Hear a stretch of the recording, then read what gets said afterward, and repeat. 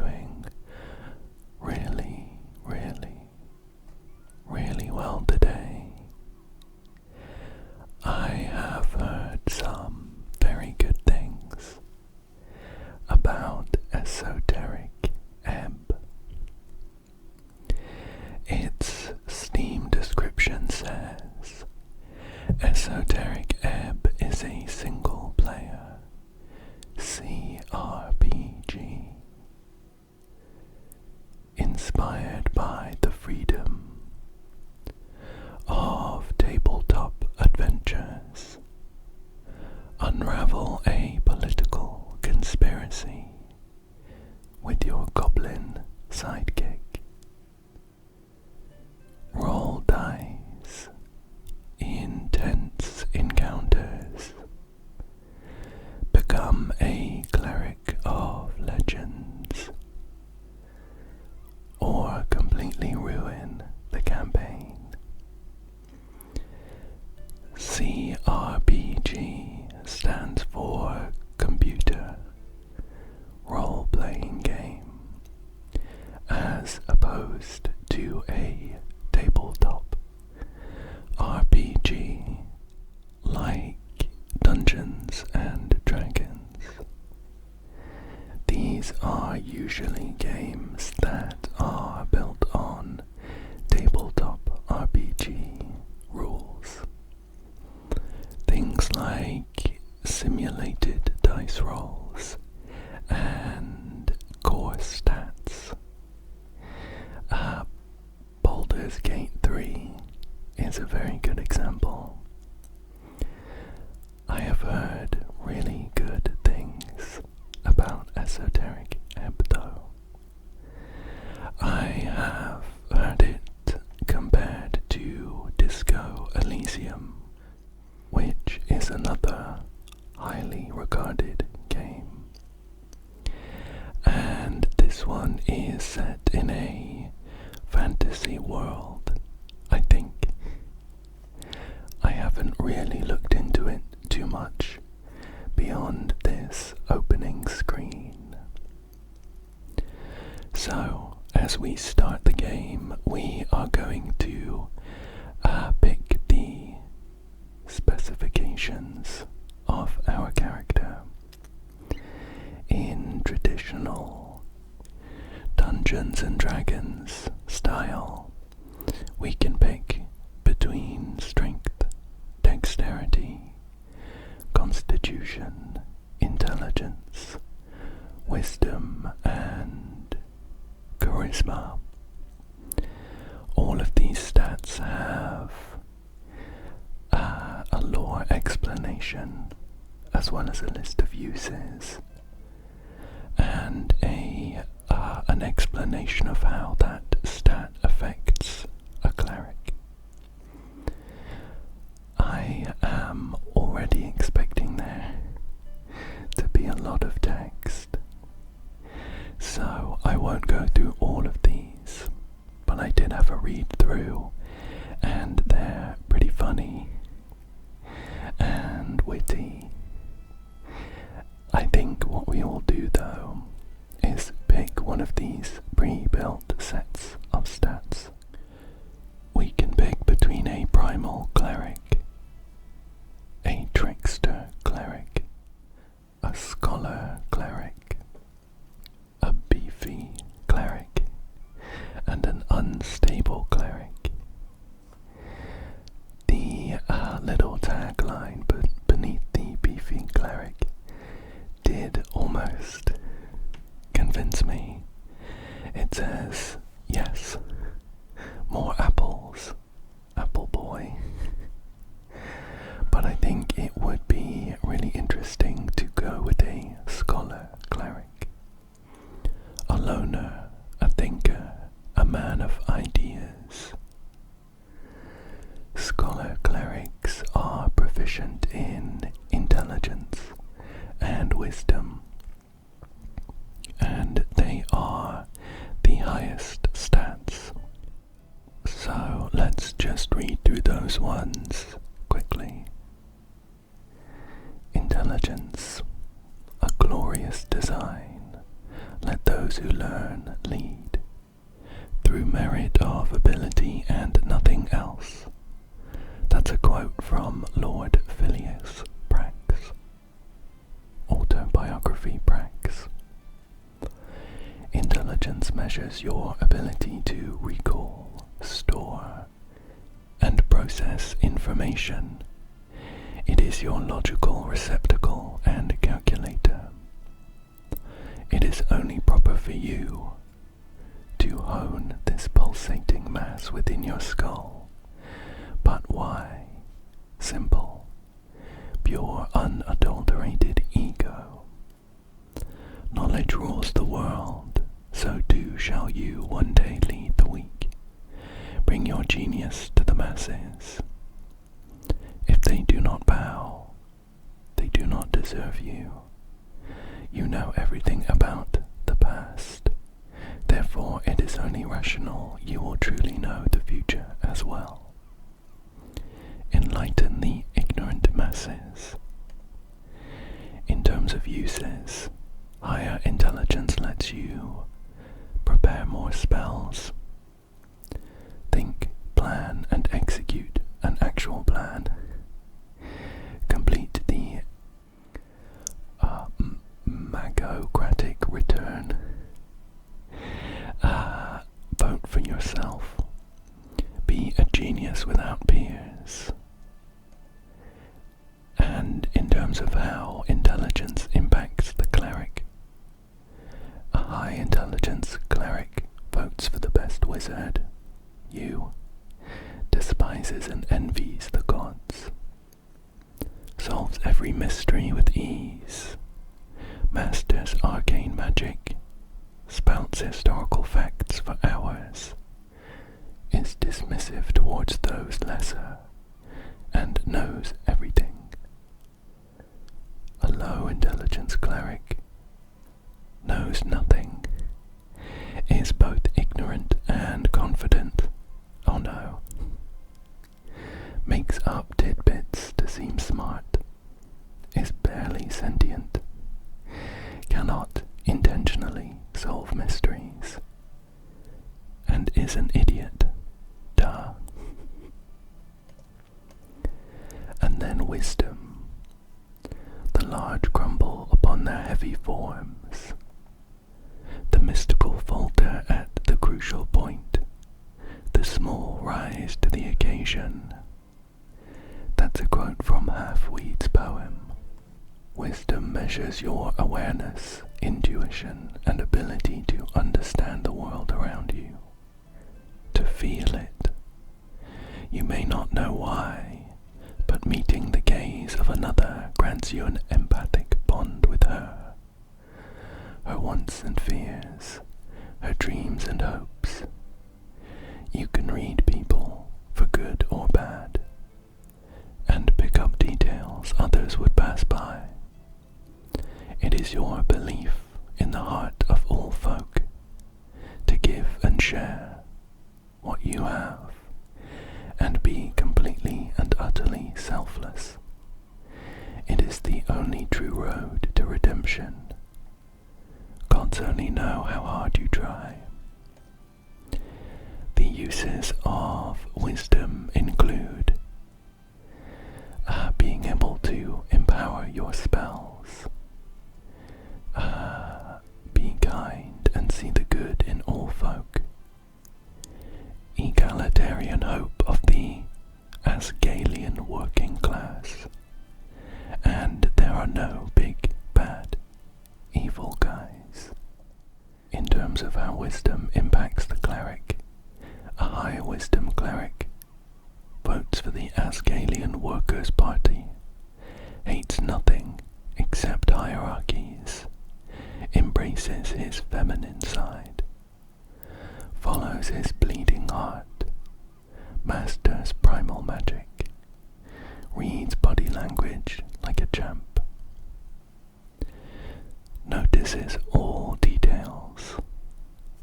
A low wisdom cleric is an oblivious fool, misreads cues all the time, does not think about the lower class, does not get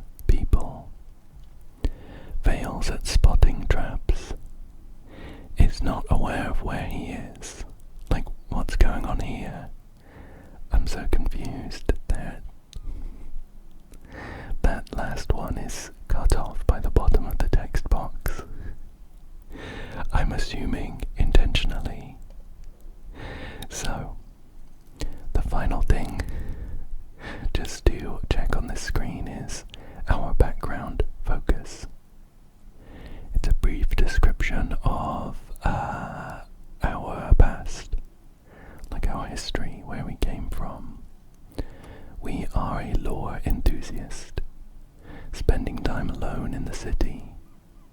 You often ended up at the Darowian Library. The strange history of Jor's realm was a constant companion to you. This background gives us +2 to intelligence and +1 to wisdom. So, I know that was a lot of reading through text, but I think it's important to understand what kind of character we're playing before we dive in. So, with that, let's go ahead and finish this. 5 days until the first ever election. An explosion erupts at the heart of the city. No one wants to deal with it, so they send you, the frailest cleric on record, yet also an esoteric genius, the perfect man for the job. Complete your quest in any order. Don't be afraid to make interesting choices, and remember to make them all bow down before you. The campaign will take you from level 1 to 6. It's been a journey to put this together. I hope you have a good time. Chris, make sure to save often. You literally have no help. That text got a little bit ahead of me, but we got the main points. We have a summary of a spell here, which we can read as part of the loading screen.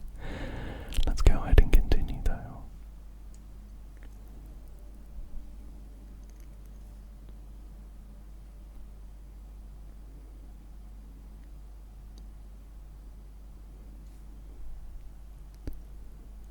There's a little blue dot in the middle of my screen. I clicked it. Jaw, truth and nothing else, a voice declares. What is your name? We succeeded in an intelligence roll. Ragan. That's our name. R-A-G-N. Rain, maybe. And in your statement of citizenry, I hope we can change this. Ragan Hemlin. And we have some options, as in us, the player. We have some options in terms of what we want to do. So, 2 of them are have our characters say their name. One of them is to stay silent, and one of them is us, the player. Hopefully it's not too confusing. Us, the player, we say Ragan. Doesn't sound right, and I'm gonna go with that. We failed a strength check though. It says no one calls you by your name. What? We've succeeded in a wisdom check. You are often referred to as a cleric. So my name is... Yes, speak it. Let's have our character say cleric.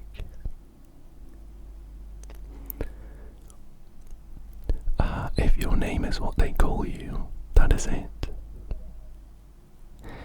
This kind of interaction is between all of our sort of facets of our character. So different remarks from wisdom and intelligence. This one's intelligence. Could be worse. Jaw, you answer another question from the darkness. What is your occupation? We can look around. We can ask what's an occupation in this context, or we can stay silent. Let's ask what they mean by occupation. Wisdom, success. Work, getting paid for labor. Dexterity, failure. Didn't you have a job? Something really important. Constitution success, your class. Tell the voice about your class. We have some more options. Class, what class am I? Constitution failure, upper class. Intelligence success, you are a great spellcaster who will rule the world one day. Wisdom success, you are a city cleric, nothing more. And Constitution failure, and awful at everything. Our options are to get our character to say, I'm a goddamn wizard, I'm definitely a cleric, or I'm awful at everything. I'm definitely a cleric, your true calling. You lean a little further into being a cleric.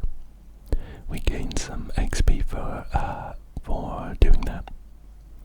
Sure, it takes a while before the next question is posed. What is your current goal? Wisdom success.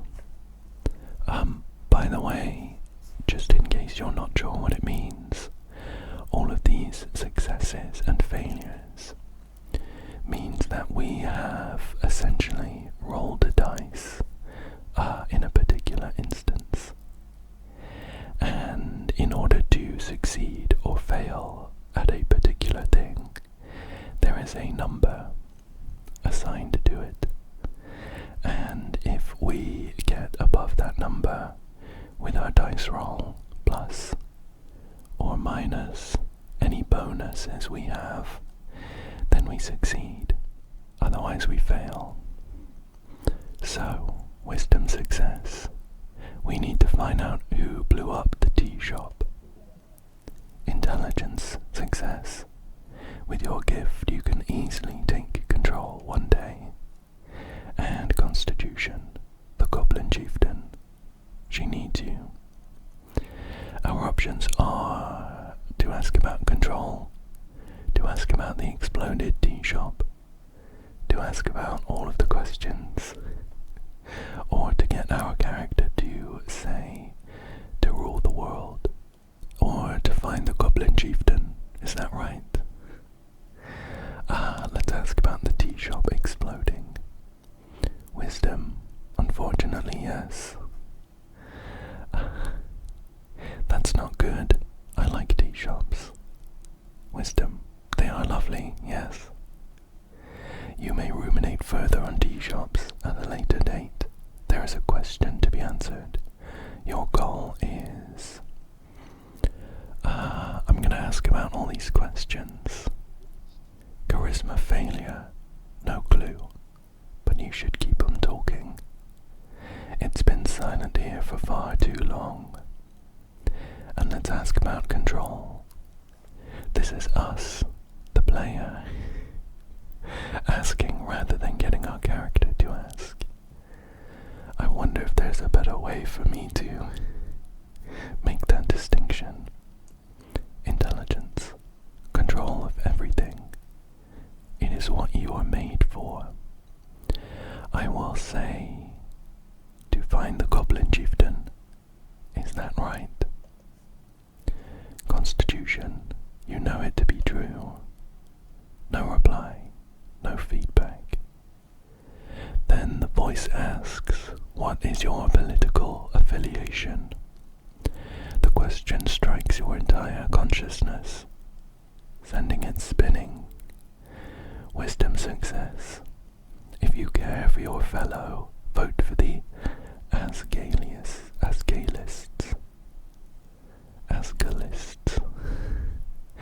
That seems like a setting-specific word, and I'm not sure how to say it yet.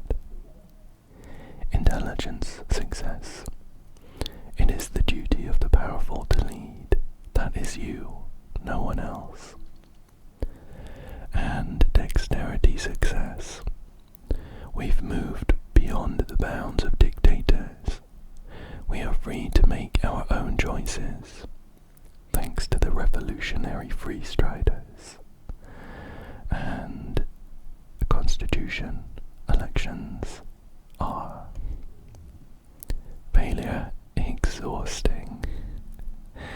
Strength failure, it hides in the back of your skull, a fact that you are bound to be a nationalist, and it frightens you, the pressure. We can give our answer here. To be honest, I'm drawn to us saying that we don't know any of these words. I think I'm going to go with that. Charisma, don't worry, it doesn't matter. Just say whatever you think will be the most useful to you. Failure, which is, just say you're apolitical. That's not too helpful. I like the sound of the wisdom, one. Let's go for the Ascolists. Although it might be a better idea to go for something else that I can pronounce. Wisdom success. Life is a struggle to alleviate oppression. The exiles know this well. You have supported them in the past. Time to do so again. Jaw. The voice is fading. This is the end. The final question. How did you die? Wisdom success. Same way you lived. Unable to step out of the uniform. Not for 1 second. Dexterity success. Now's your chance. Break free. Let's see. I like this bottom option. It says, I am not dead. And that's it, the end of this question section. Setting up, I guess, some of the motivations of our character.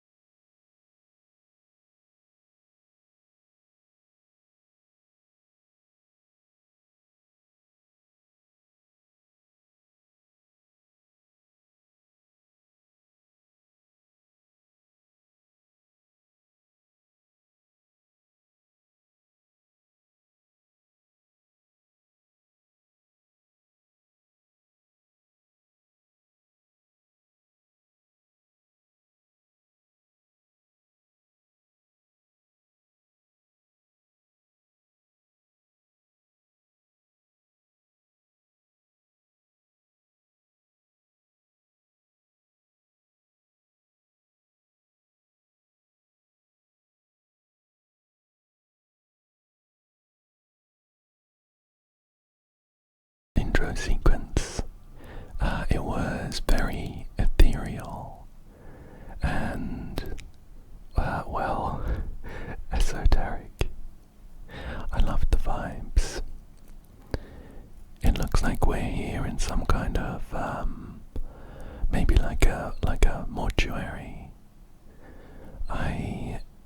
We're led on a big stone slab. However, there is a huge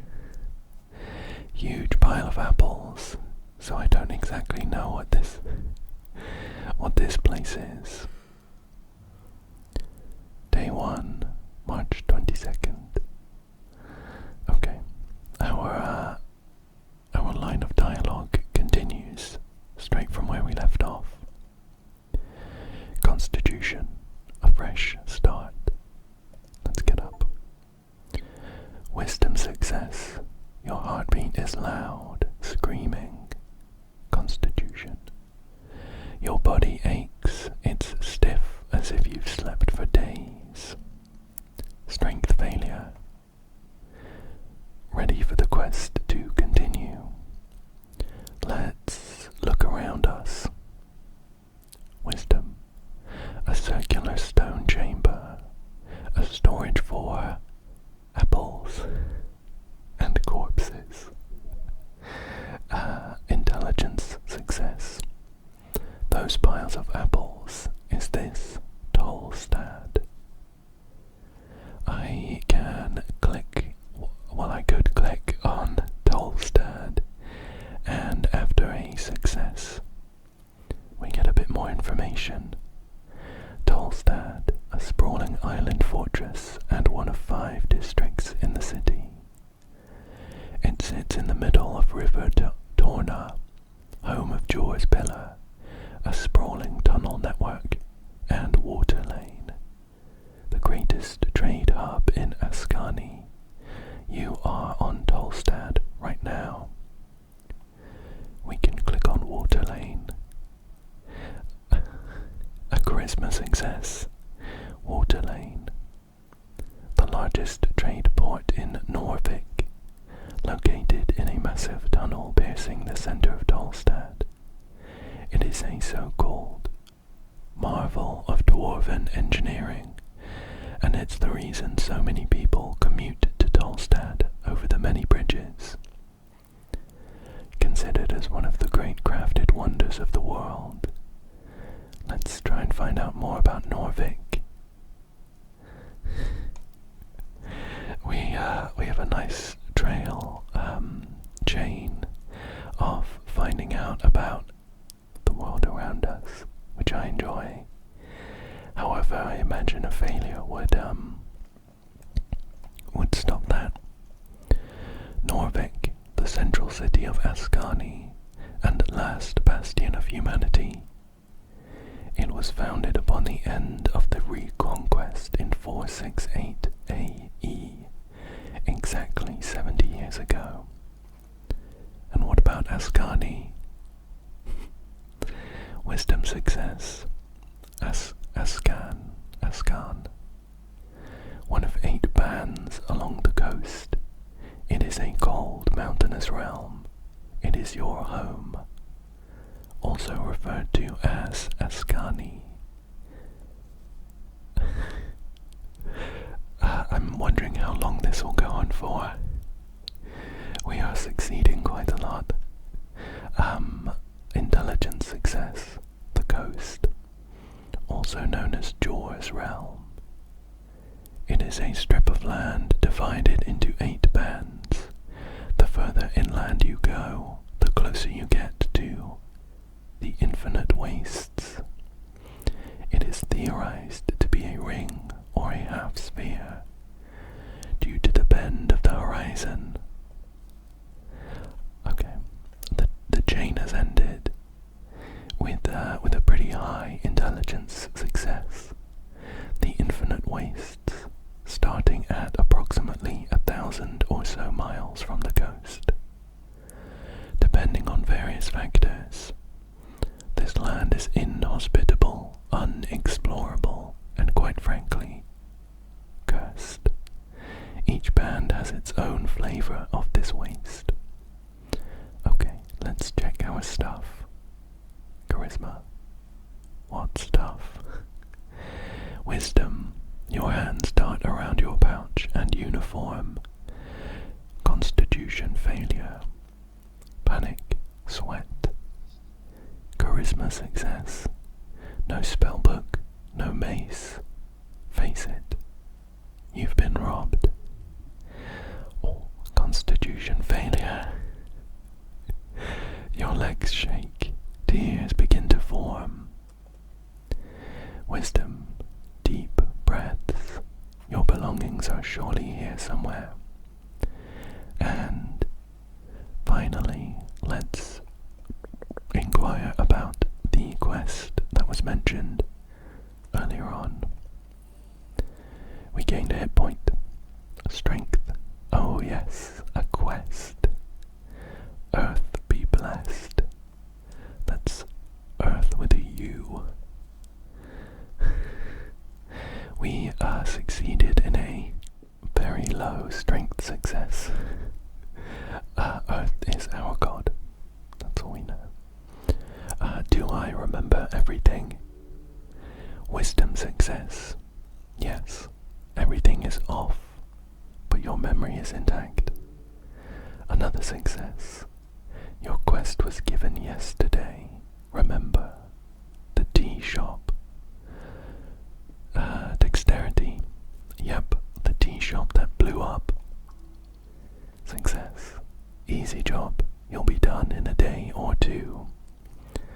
We have some options here. It looks like we can go through all of them because the last one has move on in brackets below it.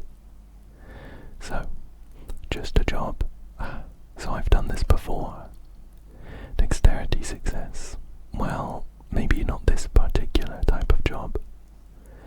Your previous experience lies more in some basic Earth Guard militia service, as well as a few years at the towers. What's this about the towers? Intelligence success. The towers. The home base of the Order of Arcane Clerics in Norvik, also known as OACN. Thankfully we've succeeded in a wisdom roll, investigating knowledge about clerics. Cleric. A servant of a god, deeply devoted and spiritually connected, typically a divine spellcaster, given power through their deity.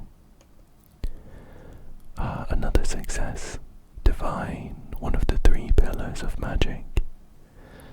It is represented by the sacred, the faith of all folk, their souls, and is granted by gods who once walked among us.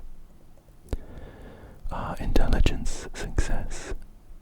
Rogue sorcery was not your main subject, but yes, you've read a lot about these types of fiery events.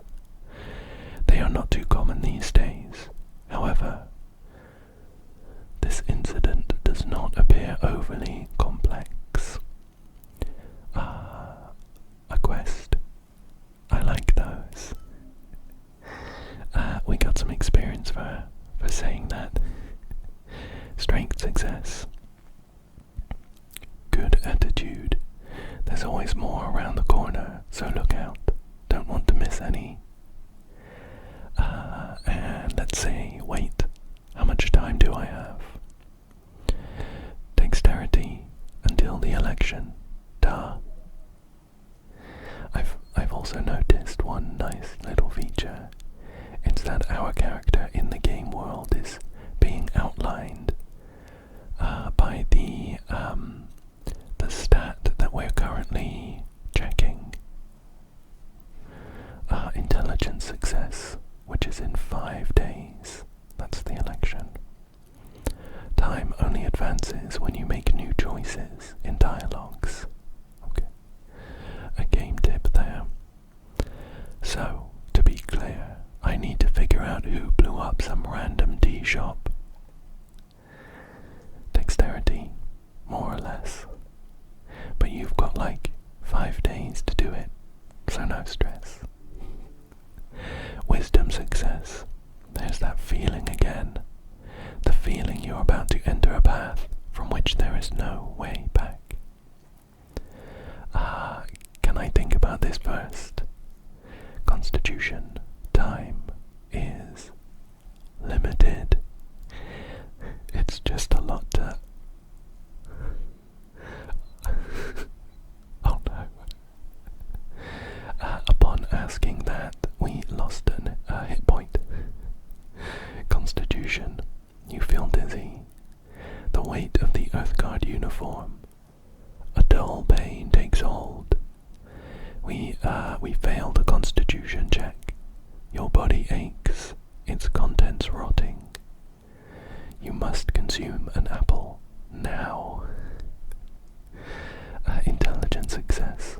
You have been routed for far too long. Finish this task with precision and decisiveness.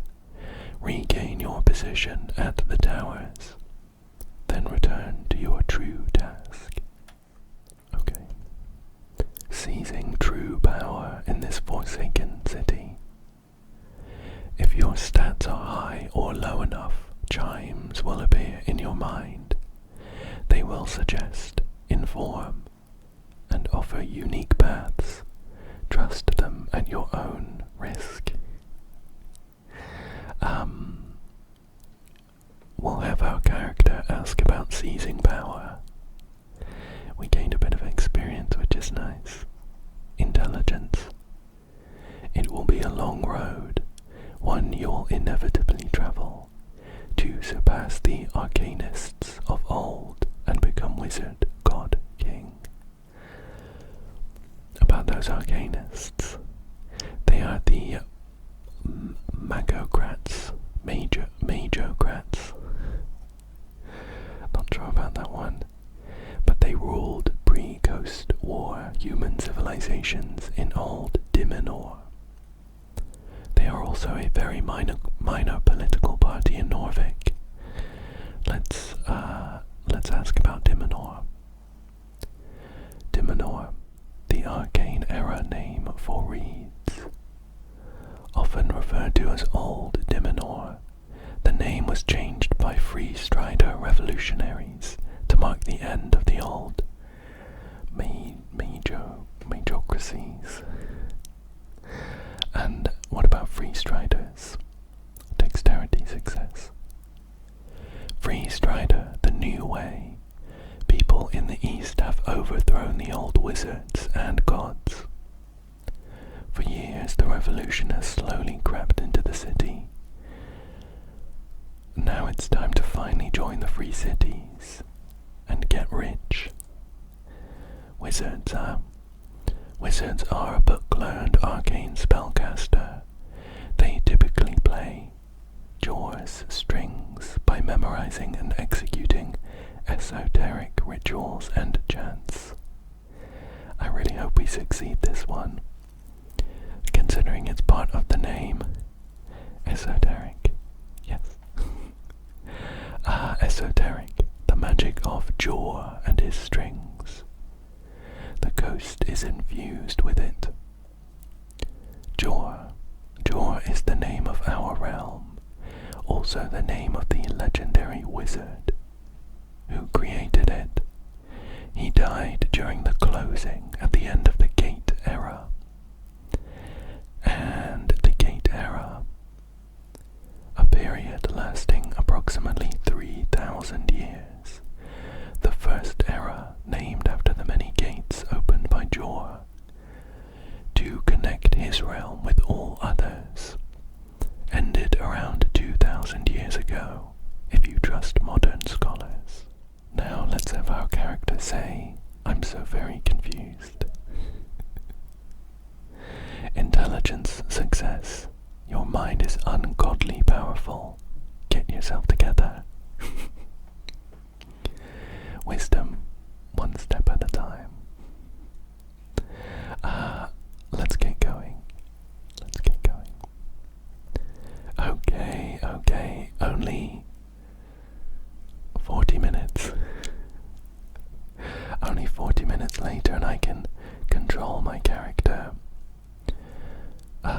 So I can interact with various things in the game world. It looks like I have 3 main ways of doing that. I can either engage in speech with them, I guess. We can behold or look at them, and we can trifle with them. There is an apple here on this slab that was next to me. Let's behold it. An apple. Looks better than the others in the pile. Can I grab it? I can. I have picked up a garden apple, and it is in my inventory. An apple grown in Tolstad. The colors ripple across the surface. Consuming it will save your soul. +1 HP. I'll go ahead and eat it. Oh. The only other thing in our inventory right now is our helmet. It says, "Practically your face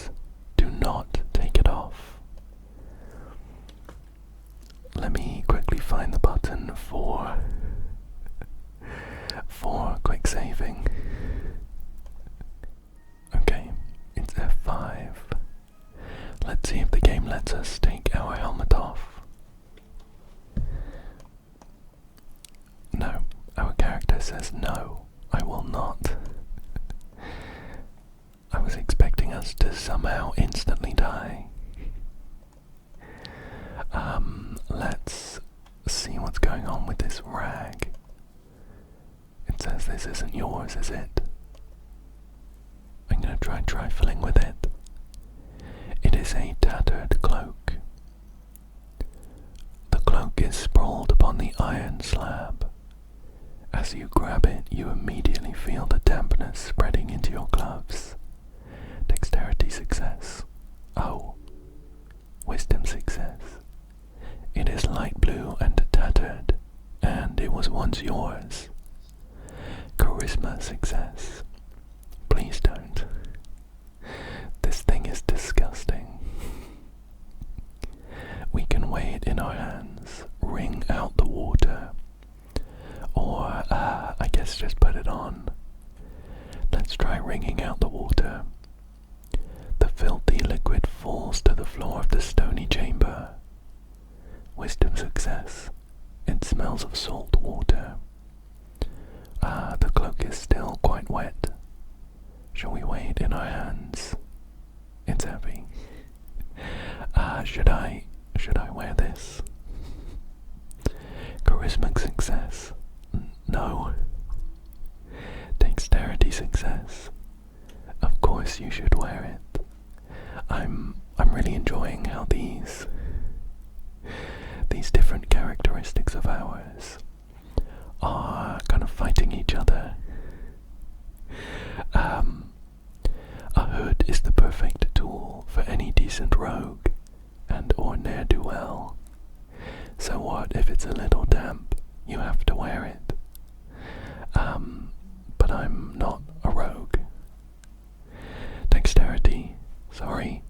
The word I am not a rogue is not in your vocabulary, actually. Please rephrase. I was actually thinking, that's not a word.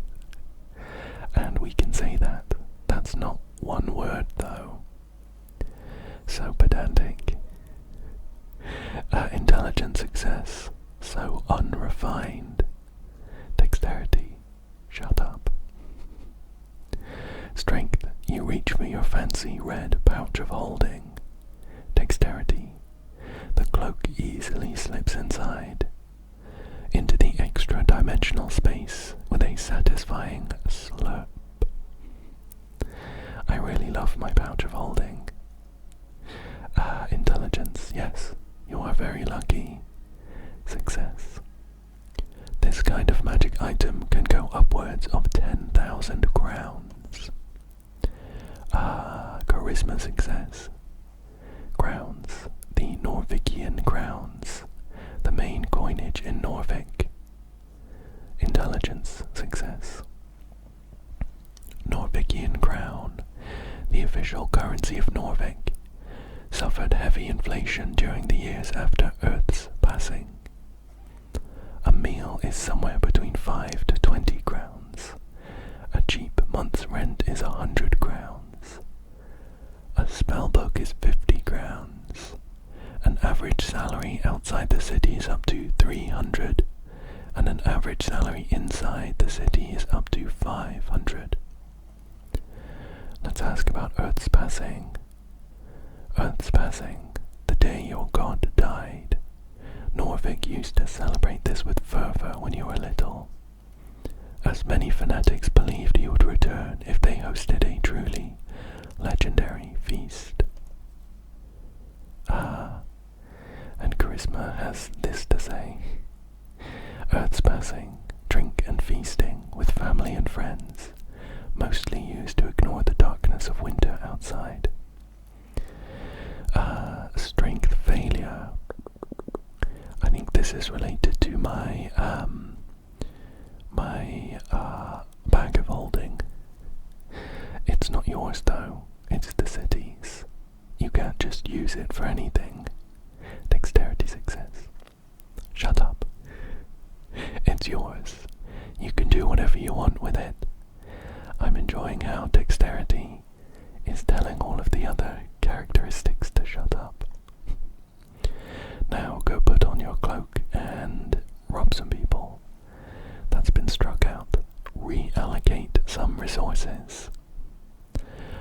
Equipping items temporarily alters your ability scores. So this one we gain 1 dexterity, but we lose 1 charisma. I don't think I'll put it on. The description says, the ends are torn. It's a stretch to even call it a cloak. Please don't put it on. You got it. Okay. There's a bunch more to look at. Is there a button to... Okay. If I press tab, it zooms out a bit and highlights all of the interactable objects, which is nice. There's a vase of leaves here. It smells lovely. Inside there are 2 twigs, 2 bits of incense. Incense easily burns spices and herbs. Can be used to recover first level spell slots.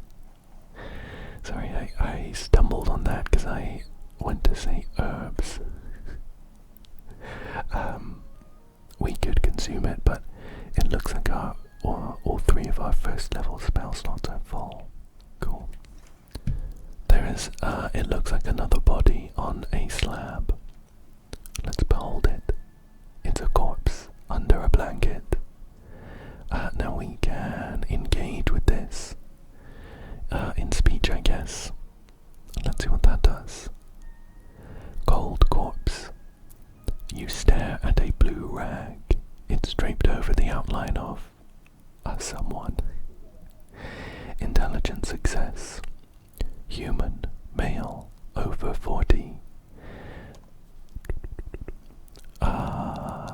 With regards to humans, they are tall and beautiful, like yourself. Known as the pest of the coast by those who are less inclined to reproduce like rabbits.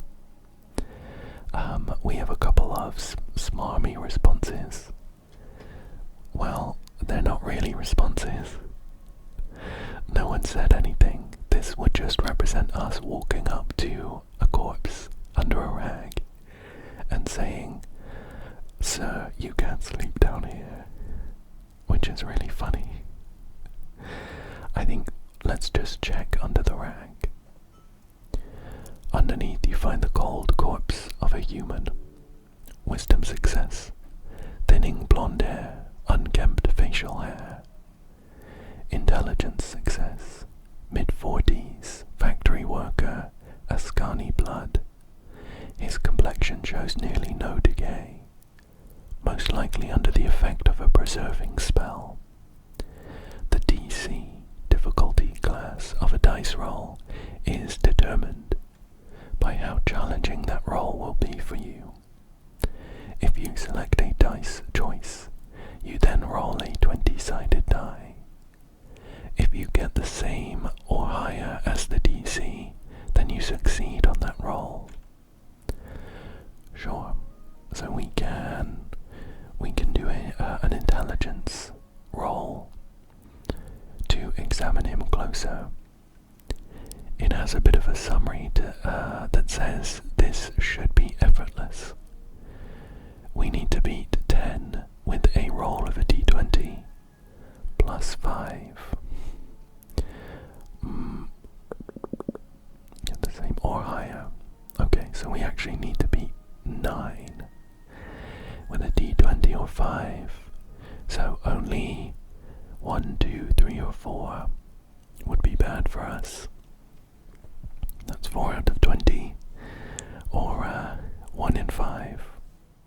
I like to preemptively calculate my odds, so I know how upset to be if we lose. What do we get? Okay, we rolled a 10. That gives us 15 or success. There's something strange here. This is no regular gentle repose, and we can interact with that.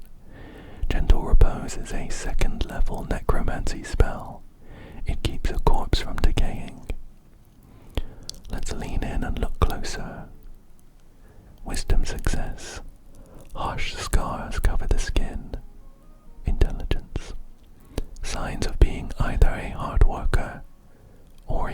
anonymous worker litter his skin. Cause of death appears to be not directly visible. No blunt trauma either.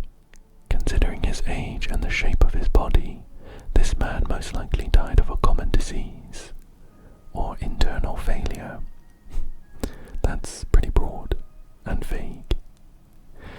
Intelligence, unless you're willing to start cutting, that's all you'll get. Except... what? There's also a marking on the right leg, a circle with a cross inside it. 300 pieces added. You recall that is the marking of PR, potential revivification. Revivification. Oh, right. This guy can be revived. Seems so. He most likely died during care and was granted immediate, gentle repose. However, he clearly did not have an RF, a revive fund, nor did he have family members with enough ready cash. Revive fund is a type of life insurance. Monthly payments are made into an account that can be used to pay for the resurrection of the fallen holder, given they're under the age of 75 on a human scale. Resurrection is the act of returning a dead person back to life. There are many spells that do this, from a weak revivify to the legendary true resurrection.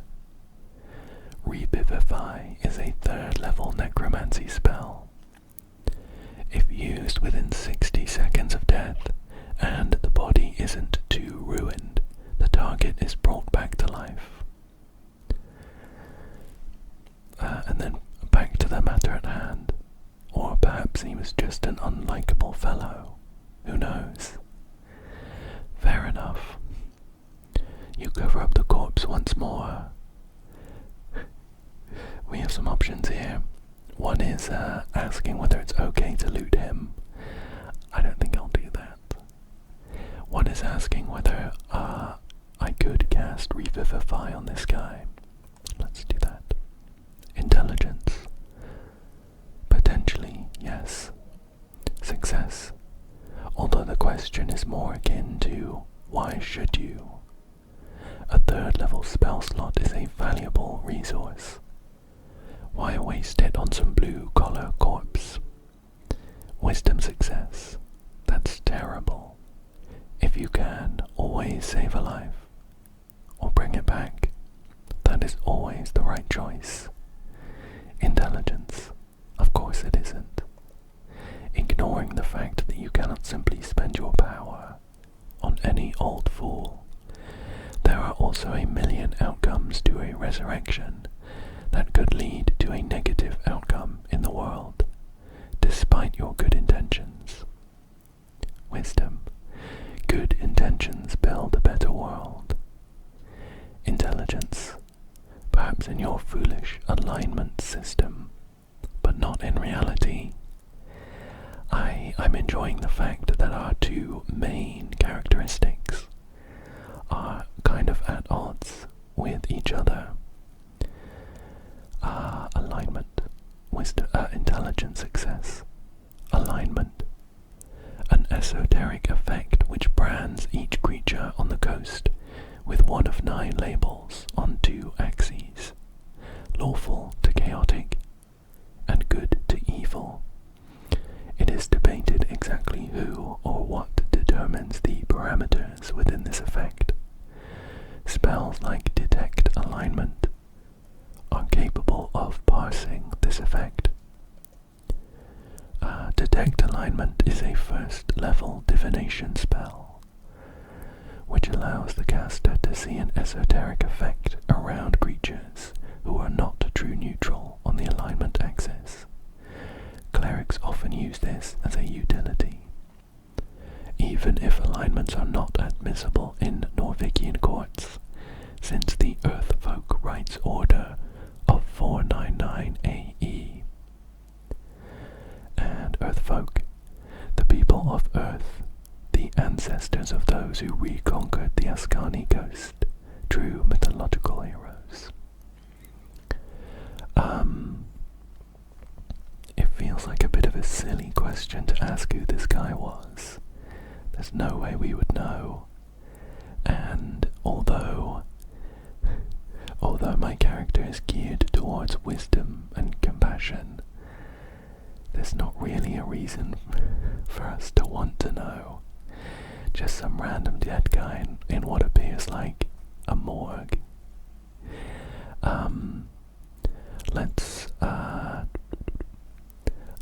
Let's ask why he's here. We might be able to find out a bit more about the place we're in. Intelligence. This is a morgue. A lich house. Clearly. Okay. I feel called out by my own intelligence here. Lich house. A mortuary. A holding space for dead bodies. During times of undeath, they are known to be heavily guarded. Wisdom success. Corpses are kept on cooling in places like this before cremation or burials. Dexterity success. The apples make it hard to believe, but yeah, must have been one hell of a deal to put those two together. I think let's stop bothering the corpse now. Okay. Let me check this questing tree. When we made an option a second ago, we got something here. It seems to represent a few different sort of alignments. There's a couple bars on the left. Cleric is the only one I can see, and it looks like I've got 2 points. Similarly on the right, Asgalist is the only one here, and I've got 1 point. What does this do? The tea shop that blew up. Your purpose on Tolstad is to investigate an exploded tea shop. Locate this establishment and gain entry. Election week. The first ever election in Norwegian history will take place in just a few days' time. What will you vote for? Oh, I see. Okay. So this looks like a summary of various different concepts and our feelings on them. So election week, it says, you've talked about positive opinions on Ascalism about 1 single time ever since waking up in the Lich House. Really brings you back. This one here, 300 pieces. You encountered a corpse in the Lich House. It seems fresh and ready for revivify, though it had cost quite a bit of money to bring it back. Almost a month's rent. And class conflict here. You've declared yourself the Cleric of Norvik 2 times. It's a grand title, suitable for a true human cleric like yourself. Okay. Let's head back into the world and do some more investigating. There's a big sort of stone, almost a monolith, but it looks a bit more like a shrine. It has like an offering plate. Let's behold it. A divine shrine covered in apples. And let's engage. Shrine of Earth. The runes fill your senses as you approach. Strength. The color is faded. This monument is hollow, void of all life and divinity. And worse, it's covered in rotten apples.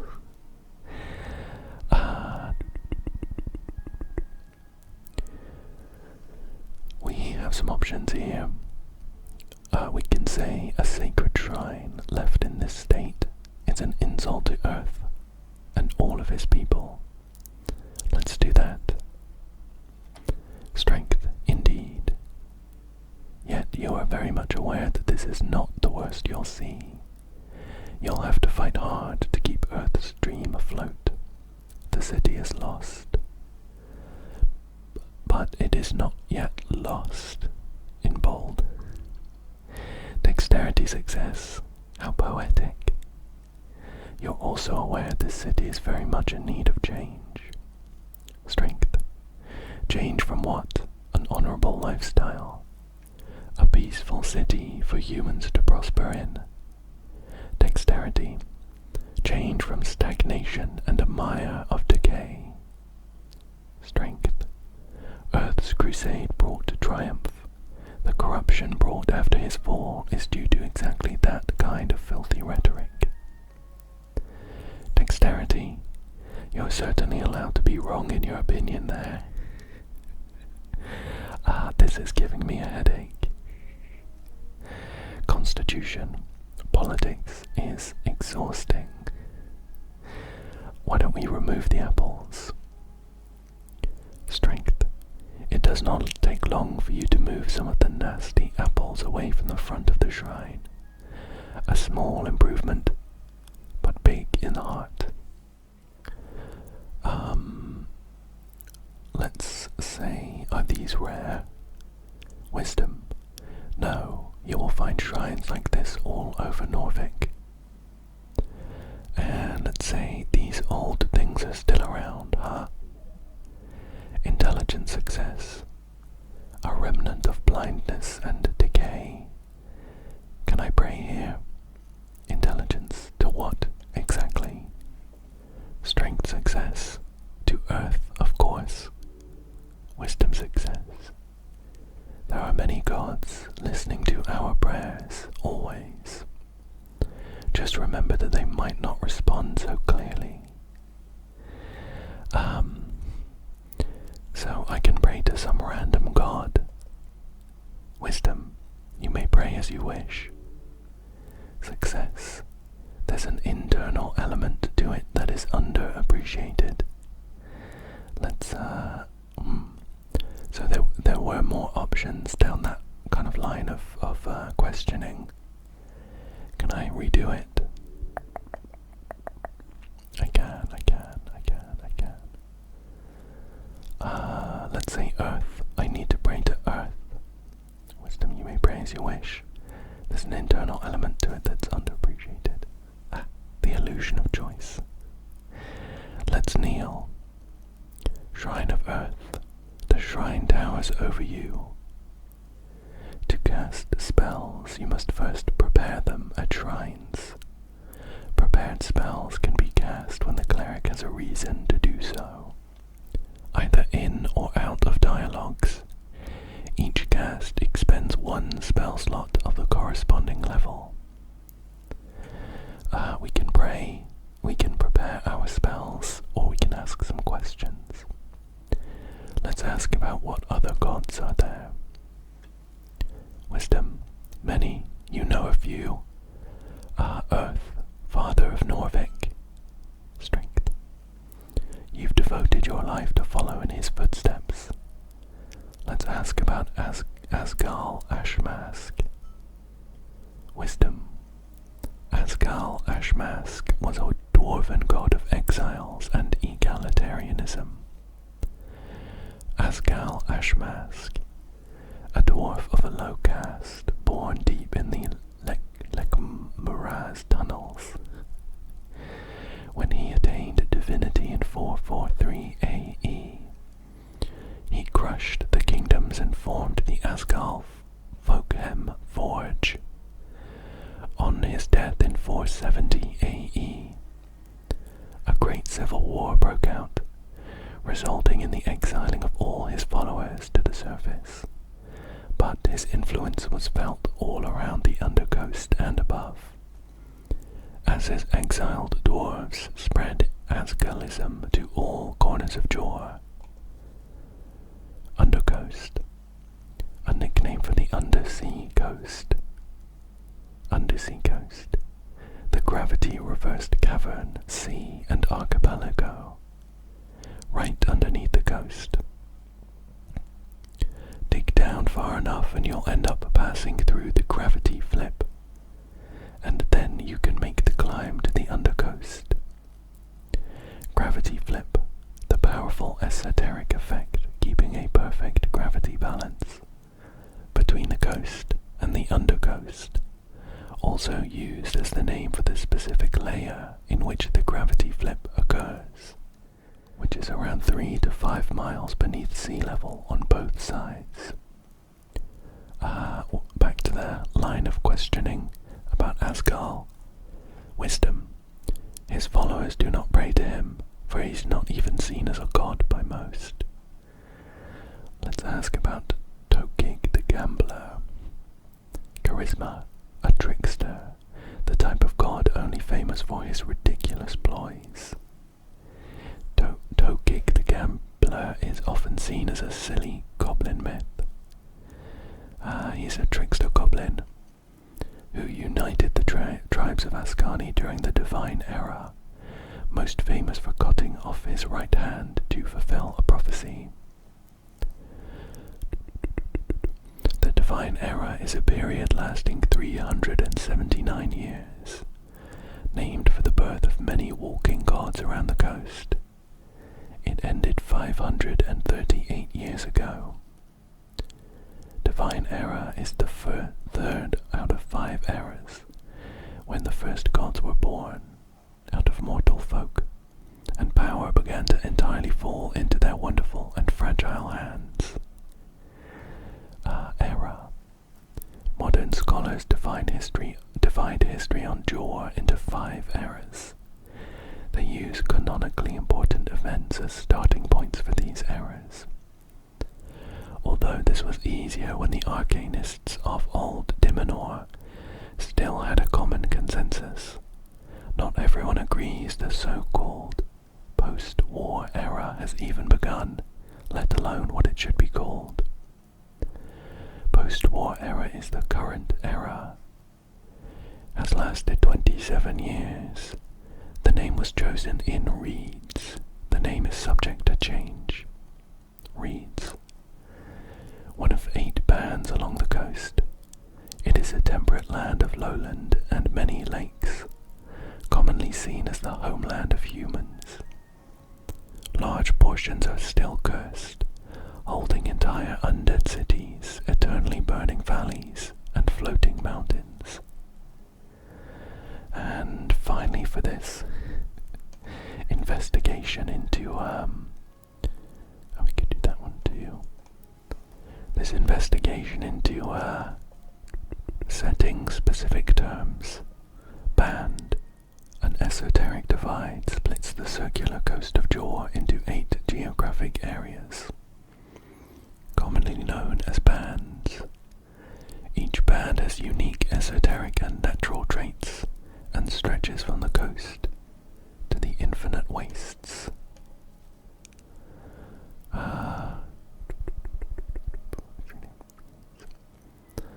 Old Dimenor, a term for Dimenor, often used to refer to the band before it was renamed Reeds during the end of the Coast War capitulation agreements. Some say it with sarcasm, some say it with pride, some say it with fear. Coast War, the Great War, a conflict between the arcanists of Reeds, as well as every other nation connected with them across the coast. A horrible waste of human lives, which claimed millions of lives. There was no honor in this fighting, that you know. Coast War. Gosh, we're learning a lot. A near-century spanning conflict between every great nation of the Arcane Era. Scholars estimate it claimed more than half of the entire human population. It is said to have begun on 398 AE by the inciting spark of the assassination of priestess Ilona, and it generally agreed to have concluded with the fall of Thazan in 481 AE, 57 years ago. Oh, I got an achievement called Human Encyclopedia for clicking on 10 glossary terms in a row.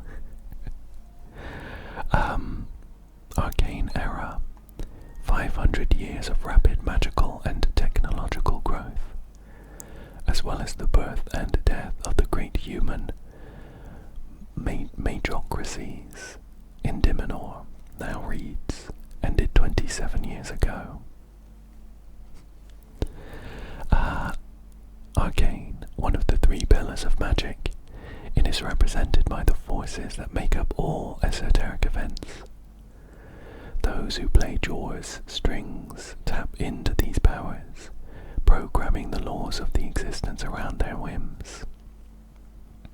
Jaws, strings, the ley lines of esoteric power that holds the realm together. Okay, I think that's the end of our pretty long chain of glossary terms. We're going back to Asgal, I think. In truth, there are few goblins who still worship him after the conquest. Goblin, short and green, got claws and fangs, little monsters. They've got 3 tribes in Norfolk and are considered somewhat civilized.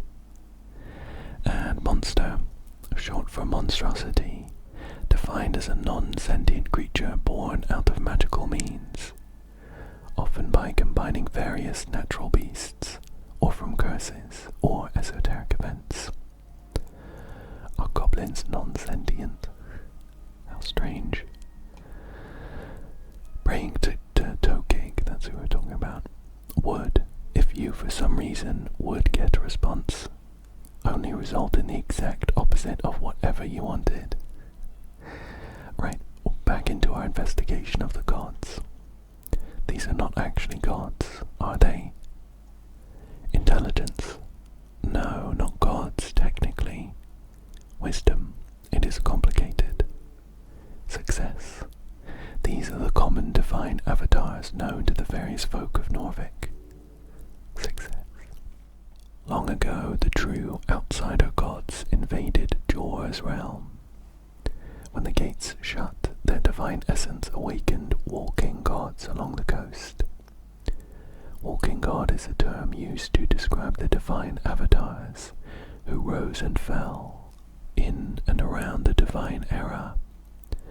Most major religions on the coast today are built around these figures, and their influence can be felt everywhere. Earth was the last known walking god when he faded 27 years ago.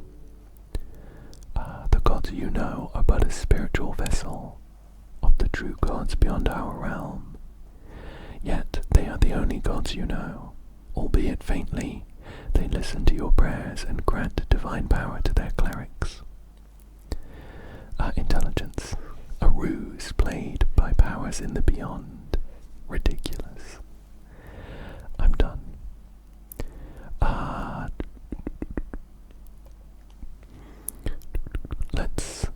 Let's say, wait, can't I heal here through divine assurance or something? Wisdom success? Not precisely. The gods do not usually grant divine interventions for minor injuries. Intelligence success? Do you think they care? If you want healing, you have to do it yourself. Wisdom success? With the power channeled through Earth? Yes. Intelligence? Come on, is it really channeled? The guy's dead, faded, gone. You're most likely simply handling some esoteric leftovers, smudged on the strings. We can go for a moderate wisdom check to attempt a prayer of healing. The DC dropped by 3 because we removed the apple. We need to beat 13 with a D20 plus 4. Yikes. We did not beat that. Wisdom, you focus your mind on Earth's symbol, his red eye. You recite a few words of remembrance before you sense the channeled strings around the shrine. They converge upon you. Mend you. Oh, we got 4 HP actually, even though we failed. Well, that's something. Sure is. But you sense there is something you've missed. What were those words? The ones you learned at the towers? Can I do it again?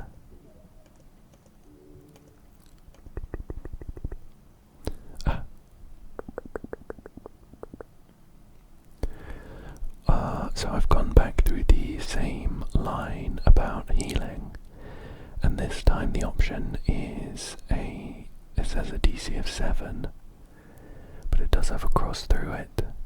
Oh, it's locked. You failed already, now do for real. Okay. When I click it says, not now, in a bit, not now.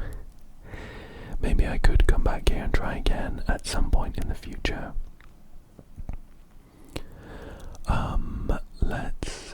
Shall we prepare our spells? Okay. Preparing spells. To the right, you may view a list of all of your available spells. In order to cast spells, you need to first prepare them by approaching shrines, which are scattered around the city. For each spell you wish to prepare, fill its empty slot to the right. You may only prepare a spell if you have a spell slot of the corresponding level available. Yep, all makes sense. We actually only have one level 1 spell, Cure Wounds. A creature you touch regains a number of hit points equal to 1d8, plus your Wisdom ability modifier. This spell has no effect on undead or constructs. Well, we may as well go ahead and prepare our only spell. Cool, let's see what else is here. There are a few things that have caught my eye. There is a scroll sticking out of the pile of apples. There is like a piece of paper, some kind of document on a slab. There's also what looks like an undead person. Let's check out this scroll. Divine scripture, where it does not belong. Upon trifling with it, I have memorized a new spell. Shield of Faith. A shimmering field appears and surrounds you, protecting you from damage. For the duration, any loss of hit points is reduced by 1. Okay. Should we go ahead and prepare that too? I don't know if there's a limit. There must be, right? Yes, down here. We can prepare up to 2 spells, so we may as well do the 2 that we know. Great.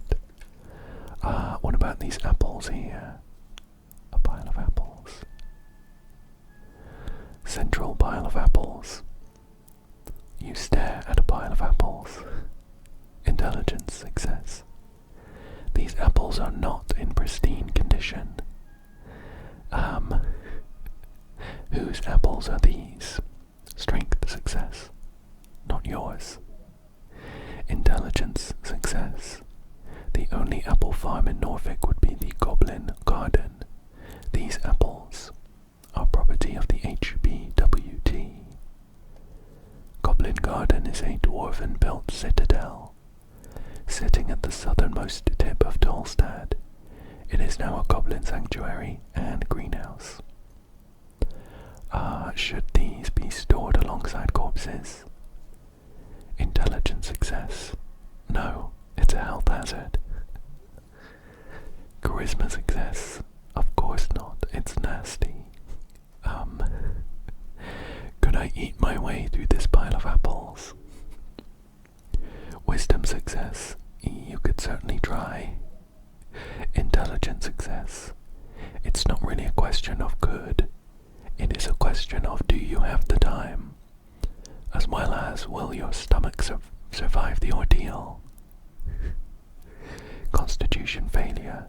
No. Strength failure. You are not capable of carrying such a tremendous burden. Constitution failure. It would lead to death. Dexterity success, though.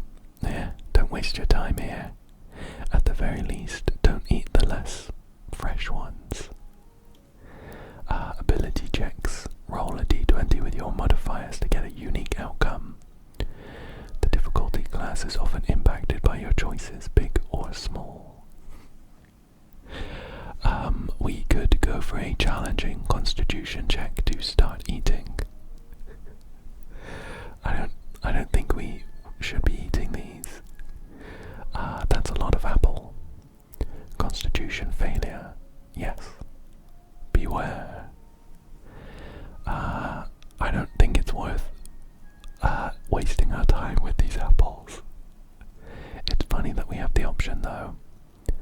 Why don't we remove the bad ones and see how good our chances are after that? Oh, we got an achievement for changing the odds by removing the apples. Wisdom success.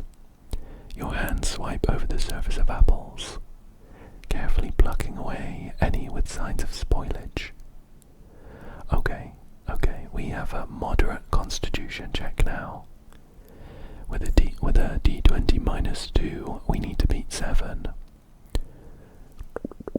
So, anything above 9, 10, anything above 8. Because being on 7's fine. Anything above 8, let's go. No. We got a 5. Constitution. You look upon this challenge with fear in your stomach. Oh no. I'm really worried we might die. This will be your end. We're gonna dig in. Digging in, the first apple goes down the hatch. We got a hit point. Going smoothly so far. Maybe this will be easy. Another one. Number 2 goes well at first. Then you feel something rumbling. Oh no. We lost 2 hit points and I think we should stop there. Maybe I should stop. Strength, a weak choice, but understandable. Constitution, you want more apples, but maybe not the spoiled ones. Dexterity success. Even the apple boy couldn't handle all the oozing stuff, eh? Central apple pile. Your thoughts are interrupted by the sound of something light and hard hitting the ground. A small, sharp rock. Wisdom success. This must have fallen into the pile of apples at some point. It is a highly esoteric object. We'll pick it up. Whoa. We got a shard of jaw. As you weigh it in your hand, a tingle shoots up your arm. Wisdom success. A shard. It is connected with a string. These rare shards of jaw can be consumed to unlock failed ability checks. Normally, checks are only unlocked upon the completion of a short or long rest. Well, we could use the shard to retry the constitution check to eat all of these apples. I think we're going to stop with the apples there though. Cool. Oh, there's a red question mark above this shrine. It's actually the mountain of apples. Okay, let's check out this document here. It's a very important piece of paper. It is a voting card, which gives us -1 intelligence. Can I pick it up? A scuffed voting card made out to Ragnar Hemlin. That's us, right? I think that's our real name. It's from a dwarven office for some reason, and it's from a dwarven office for some reason, and someone has checked in all 5 parties on the list. You need to bring this to a polling place on election day if your voice is to be heard. It has -1 intelligence on it. Let's examine. Constitution. You pick up the surprisingly thick piece of paper with a shaking hand. Wisdom. The card is slightly torn and has clearly been drenched at some point. It sounds like we maybe drowned to death. At the top it says Rostcourt in a big bold lettering. Rostcourt. It means voting card in fancy Ascani Dwarven. Intelligence, 5 days remaining. Let's look at the list of parties. Strength, Nationalist, Party of Norvik. Party of Norvik, the inheritors of Earth's will, a theocratic organization founded to uphold the old ways, headed by magistrates and 20-something noble families. Magistrate, 5 rulers of the 5 districts. They are the Coin Lord, Home Lord, Shield Lord, Food Lord, and Law Lord. Each has a unique role in the city's bureaucracy. Sometimes the titles switch between districts, but generally the housing districts hold the Home Lord, and the Palace holds the Law Lord. The Palace, an unofficial nickname for the current rulers of Norvik, named after the Palace district, in which most central authority resides. The Palace district, one of 5 districts in Norvik, home of aristocrats, bureaucrats, and the remnants of Earth's court. Back to the list of parties. Dexterity, Free Strider, Revolutionary Party. Wisdom, Ascalist, Workers' Party. Ascalist, the workers who built this city want to rule it, seems only just. Their vision is of a fair and even society, where those who live underneath rise up to show their worth. After all, why can't we share? Constitution, Agrarian, Rural Party, and Intelligence, Arcanist, Party of Magic. Charisma, and finally the last box doesn't say anything. This is where you can input whatever you want, or just leave it empty for a null vote. Wisdom. The box next to each party is filled in with a smudged check mark, including the last empty one. Are these all the parties? Intelligent success? No. There are about a dozen other large parties in Norvik.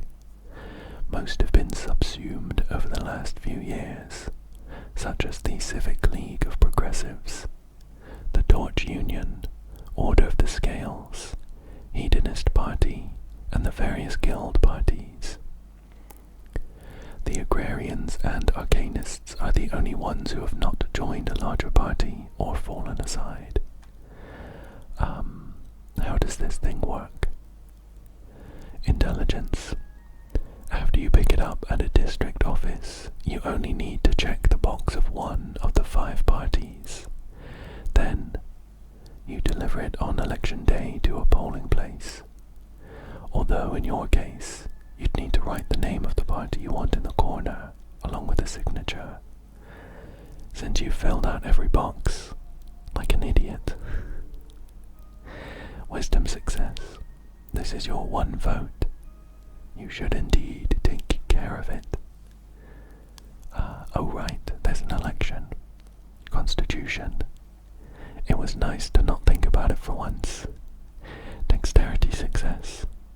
You've prepared all your life for this. It's time for change, baby. Intelligent success. Useless. Some options now. We've never had one of those before. Neat. We should just get a God King again. Worked great last time. Or it's time for a damn revolution. I think I'll go with we've never had one of those before. Neat. Wisdom. Very neat. Finally a voice will be heard. Intelligent success. Along with every other idiot in Norvik. Good to know. Right. There's an apple on this side. part of like a minor apple pile, I think. Let's see if interacting with it does anything else. Oh, cool. We just picked up a garden apple. Alright. Okay. Let's see what this seemingly undead person is all about. Behold, a guy. He looks indecisive. Oh, interesting. I can choose to trifle with him. Let's see what that does. Okay. It is a pickpocket, of course. We could potentially pickpocket a wisdom tooth for +1 wisdom. It is a dexterity check with DC 15, so pretty difficult. Let's just talk to him. Zombie, you approach a shambling man by the apple pile. He does not acknowledge your presence.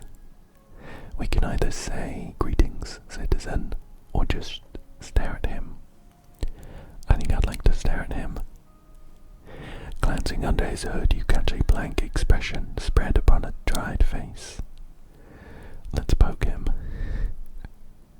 The man does not appear to react in any way to being poked. Wisdom success. His glassy dark eyes just stare forward into nothing. Intelligent success. This is a reanimated corpse. Success. Probably a work zombie. Although it has been illegal to employ undead since the Bone Purge of 11. Bone Purge, a city-wide effort in 11 BE to stop necromancers from outcompeting mortal-staffed factories. We have a bunch of options here, one of which is just to attack the zombie. That feels a bit rash. Let's consider what he's doing. Wisdom. Success. The zombie is attempting to clear a path through the apple pile. He's probably been at it for a long time. Let's consider, should I defeat the zombie? Strength failure. That'd be pretty scary. Intelligent success. You should probably speak with the owner first. I don't think I'm gonna attack him. We could try talking to him, but I doubt it will end up successful. Let's say, "Sir, are you a member of the undead?" Zombie. He does not respond. Let's say, "I found this voting card over there. Is it yours?" Zombie. The zombie does not even grunt in your direction. He just keeps working. Slowly. Strength. You grip the voting card firmly in your gloved hand. It is indeed yours. Keep it safe. We have a bunch of options here.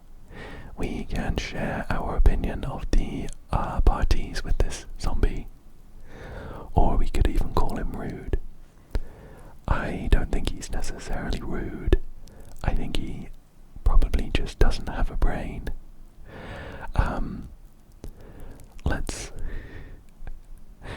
Let's say we need to establish an Ascalist government.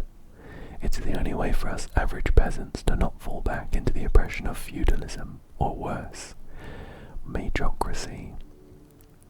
Wisdom success. A government with heart.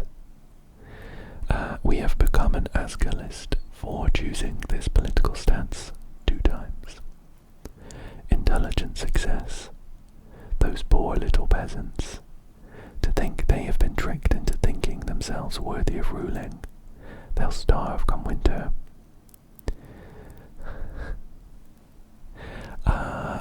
The zombie just keeps moving apples. Let's see.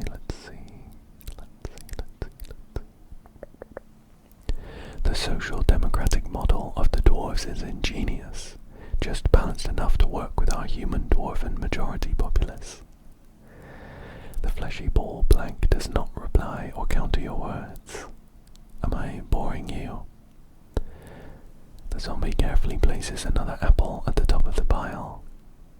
wisdom success, he does not have an option of any kind. Let's leave him to it. And although I appreciate that we haven't moved more than 10 steps, I think that is a good place to call it for today. I really enjoyed what I saw of the game so far. A lot of information, of course. Hopefully all the whispers you found relaxing. But I really enjoyed the game's humor and wit, as well as how they represent our different characteristics kind of battling with one another to affect how we actually interact with the world. I think it's a really clever way of representing that. I'm really looking forward to playing some more, so let me know if you enjoyed it, and I'd be so down to actually make some meaningful progress in the world. Anyway, for now, I will thank you for joining me today. I hope that you enjoyed this one, and I hope that you will come back again soon for another one. Thank you again, and good night.